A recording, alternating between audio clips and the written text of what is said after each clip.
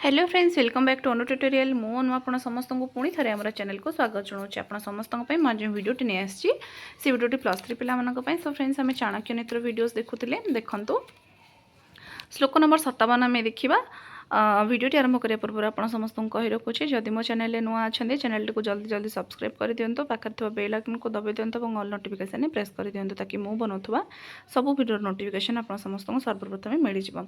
धर्म अर्थ काम मोक्षाणाम यस्यैकोऽपि न विद्यते जन्म जन्मानि मर्त्येषु मरणं तस्य केवलम।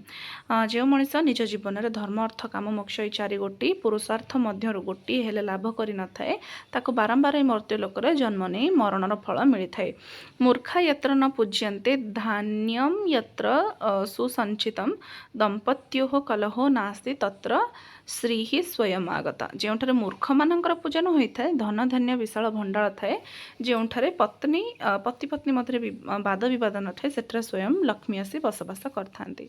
नेक्स्ट अच्छी आयु कर्म च वित्तम च विद्या निधनमेव च पंचैतानि ही सृज्यन्ते गर्भस्थ शैव देहिन। शरीरधारी व्यक्तिर गर्भावस्था ही आयुष कार्य धन संपत्ति विद्या और मृत्यु यही 5 गोटी कथा स्थिर होता है।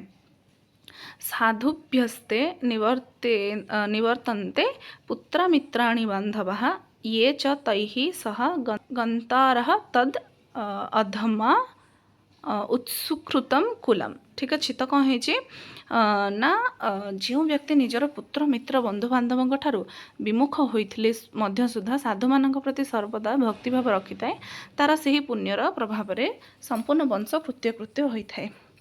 तापर अच्छी दर्शन ध्यान संस्पर्शौ स्मर्शि कुर्मी च पक्षिणी शिशुं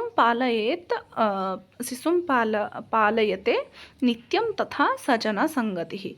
जेपरि माछ कईच और पक्षी क्रमशः दर्शन ध्यान स्पर्श द्वारा निज संतान मानकर परिपालन करथांती ठीक से हीपरि जनसंगति मनुष्य मध्य कौन ना पालन पोषण करें। सो आशा करुँचे समस्त जानीपारे। नेक्स्ट वीडियो आम 62 नंबर श्लोक ठार देखा ये देखिपुर यावत् स्वस्थ ह्ययम देहो यही श्लोकटी को आम देखा। सो ये रोचे थैंक्स फॉर वाचिंग।